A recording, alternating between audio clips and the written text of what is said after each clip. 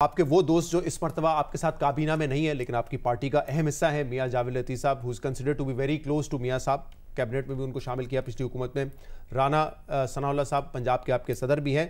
Continuously उनकी तरफ से जो स्टेटमेंट्स आ रहे हैं, कभी वो इमरान खान के जो केसेस हैं उनके हवाले से बात करते हैं, उनकी साख पे सवाल उठाते हैं, कभी 8 मई के जो इलेक्शंस हैं उस पर सवाल उठाते हैं, काबीना के फॉर्मेशन पे सवाल उठाते हैं। ये क्या मामला है? ऐसा लगता है कि आपकी पार्टी के अंदर से आपके लोग ही चार्जशीट कर रहे हैं नून लीग को इस वक्त। नहीं, नून लीग को नहीं चार्जशीट कर रहा कोई भी, ये सिस्टम को चार्जशीट कर रहे हैं। यानी मैंने आपके भी गालिबन प्रोग्राम में और बहुत से प्रोग्राम्स में ये कहा है, इनका रेफरेंस दिया है कि हमारे अपने दोस्त जो हैं, जो लोग कहते हैं कि जी आप बेनिफिशरी हैं और इलेक्शन में ये वे हो गया, उनसे पूछें कि हम पूरी गुजरांवाला की बेल्ट हार गए।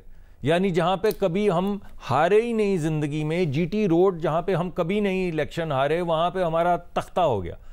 फैसलाबाद के अंदर हमारा तख्ता हो गया। तो ये सिस्टम जो है ये अजीबोगरीब नहीं दिखता है। तो ये लोग भी गिला कर रहे हैं और जो हम बार बार पीटीआई को भी कहते हैं कि व्हेन यू से तहरीक इंसाफ का तो एक मुकदमा ये है ना कि हमें नहीं, तहरीक इंसाफ का क्या मैं उस पर डिबेट नहीं कर रहा, मैं आपका मौक़िफ़ जानने की कोशिश कर रहा हूँ। वो ये कहते हैं कि हमारी सीटें हरवा के नून लीग को जिताया गया है, वो बेनिफिशियरी है, वो हुकूमत में। आप लोगों का क्या मुकदमा है इस हवाले से? व्हेन यू से कि गुजरांवाला हराया, फैसलाबाद हराया, क्या कहना चाहते हैं? इस इलेक्शन का मकसद ये था कि सारी की सारी जो पीटीआई है वो जिता दी जाए खैबर पख्तूनख्वा में, और मौलाना जो आज तक गिला करते फिर रहे हैं उनका सत्यानाश कर दिया जाए। या दूसरी तरफ ऐसे करते हैं कि चले जाते हैं कराची में, आपके शहर में जहां आप आज बैठे हुए हैं और मैं भी बैठा हुआ हूं, वहां पे भी पार्टियां जो है रोना धोना कर रही हैं कि सीटें तो हमारी थी, तो ये कैसे जीत गए और वो कैसे जीत गए। बुनियादी तौर पे ये जो सिलेक्टिविटी, यानी जिस इलेक्शन कमीशन के तहत पूरा स्वीप कर दिया पीटीआई ने खैबर पख्तूनख्वा, उसी इलेक्शन, और वहाँ पे जो मौलाना कह रहे हैं उनका नुक्ता नज़र है बिल्कुल उसी तरह पंजाब में, जहाँ पे आपके भी मुबस्सिरीन कह रहे थे कि हमें 90 से लेके 105 110 सीटें मिलेंगी। इलेक्शन के तमाम रिजल्ट्स भी ये कह रहे थे, जो पोल्स आ रहे थे कि हमें 90 से लेके 105 तक, और हम 110 की बात कर रहे थे, सीटें मिलेंगी। नहीं मिली ना, तो हम वाइप आउट हो गए, यानी हम जीटी रोड से वाइप आउट हो गए। तो इलेक्शन के प्रोसेस के ऊपर कोई भी खुश नहीं निकला। कोई एक पार्टी मुझे बता दें जो ये कहे कि वाह क्या इलेक्शन है। जो बात राना सनाउल्लाह, क्योंकि पंजाब के सदर हैं आपकी पार्टी के, फैसलाबाद से ताल्लुक है, वो तो ये वजह बता रहे हैं कि इमरान खान को जो बैक टू बैक सजाएं मिली और गलत मिली, वो कह रहे हैं ये ऐसे केसेस हैं जो कि स्टैंड नहीं कर पाएंगे। उस वक्त आप कह रहे थे कि बड़ा अच्छा हुआ, करप्ट है, सजा मिलनी चाहिए थी, सजा हो गई, you were justifying those punishments.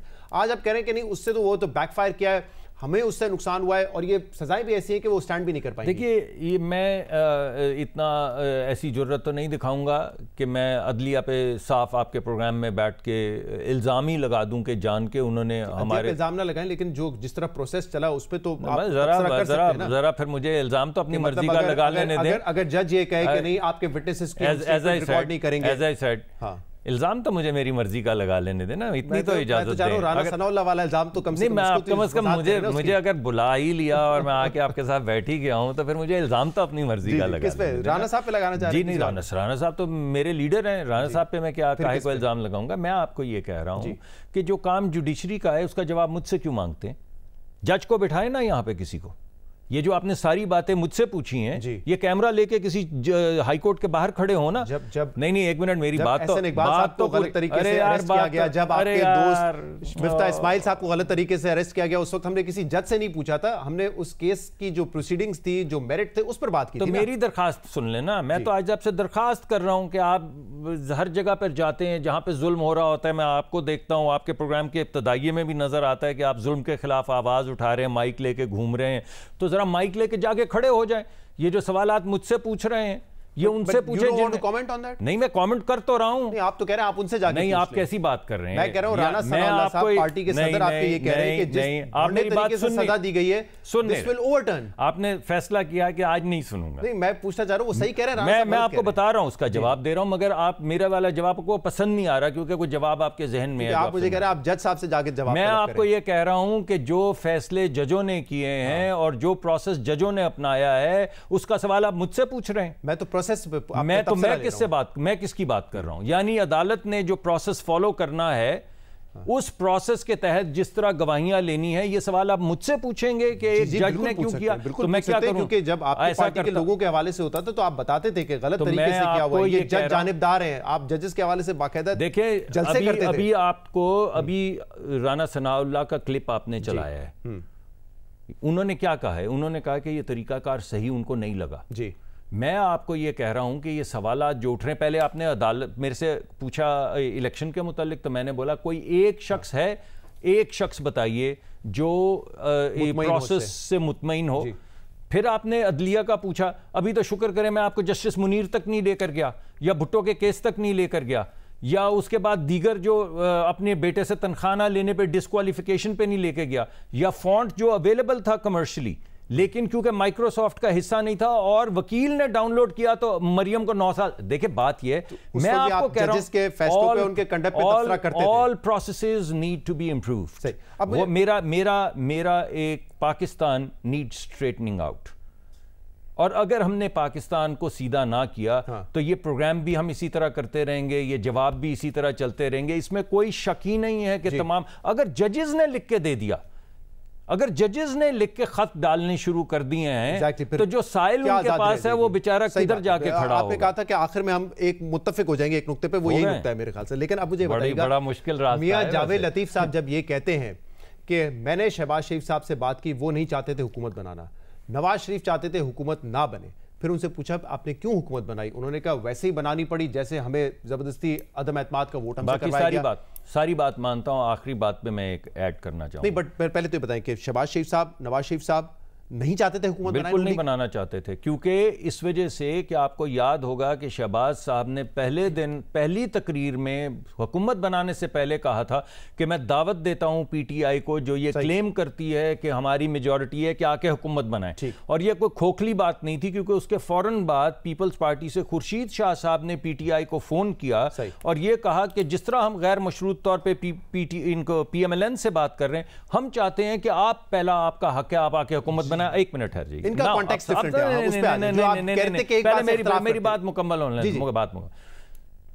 मैं जो सवाल पूछना चाहता हूं वो ये है कि पीटीआई जब इलेक्शन लड़ने जाती है तो किस लिए जाती है? हुकूमत। अगर तो हुकूमत क्यों नहीं बनाते? फिर जब लोगों से वोट मांगते हैं तो इसलिए मांगते हैं कि हम उनके मसाइल हल करेंगे। जब पीपल्स पार्टी कह रही है कि गैर मशरूत आप हुकूमत बनाए, तो आए ना लोगों के मसाइल हम हल कर रहे हैं ना, तो अपना पॉलिटिकल लॉस करते हैं। तो आप जब इलेक्शन, हम बात नहीं करेंगे, तो क्यों भाई, क्यों ये सवाल तो वोट किस लिए नहीं? मगर ये सवाल यही है पिवटल सवाल, जो आपके सवाल का जवाब है कि मियां शहबाज शरीफ ने कहा आप हुकूमत बनाइए, पीपल्स पार्टी ने कहा आप हुकूमत बनाइए, नवाज शरीफ ने कहा हम ये हुकूमत नहीं बनाना चाहते, आप फिर वही पूछ रहे हैं। लेकिन फिर जो बात जो मैंने कहा कॉन्टेक्स्ट जो है ना मियां साहब का वो डिफरेंट है। वो ये कह रहे हैं कि हमसे फिर जबरदस्ती हुकूमत बनवाई गई, जैसे जबरदस्ती अदम एतमाद हमें कहा। मैंने मियां नवाज शरीफ से भी नहीं सुना और मियां शहबाज शरीफ साहब से कोई जबरदस्ती नहीं की गई, मैंने नहीं सुना उनसे अभी तक। अच्छा, आपकी पार्टी में ऐसा कोई इशू है इस वक्त जो इस वक्त इलेक्ट नहीं हुआ, जो जीता नहीं है, वो एक मुख्तलिफ किस्म के बयान दे रहा है, और जो लोग इस वक्त मिनिस्ट्रीज में हुकूमत में उनका मौक़िफ़ डिफरेंट है। देखिए, जहां जिस मुल्क के अंदर भी अनसर्टनिटी होगी और जिस मुल्क की भी वो सियासी तारीख होगी जो हमारे मुल्क की सियासी तारीख है, इलेक्शंस के हवाले से, अदलिया के हवाले से, किसी भी हवाले से, वहां पे ये हो नहीं सकता कि आपके दिमाग में शक नहीं आए, क्योंकि आप तारीख से हवाला लेना जाएंगे तो हर चीज का आपको हवाला मिल जाएगा 1957 से ऑनवर्ड शुरू हो। एक आखिरी सवाल, ईद के बाद फजल रहमान साहब ने कहा है कि हम तहरीक चलाएंगे, पाकिस्तान तहरीक इंसाफ ने कहा कि हमने दीगर जमातों से इत्तेहाद करके हमने भी तहरीक चलानी है।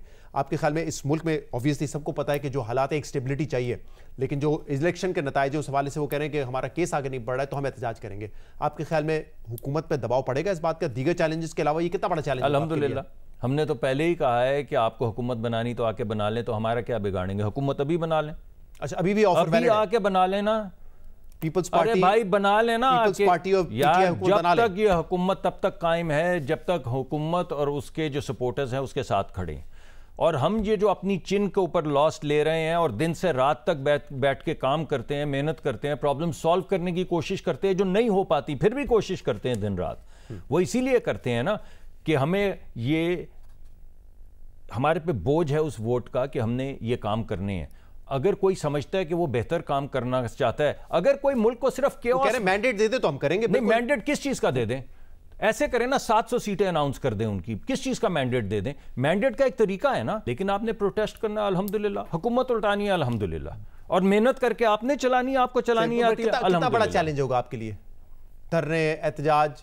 तेरे फिराक में हम जी बुरा नहीं करते, कोई फर्क नहीं पड़ेगा। नहीं, हुकूमत चलाएंगे, चलेगी तो चलाएंगे, जब तक है काम करेंगे, मेहनत करेंगे, लोगों की प्रॉब्लम सॉल्व करेंगे। बहुत बहुत शुक्रिया।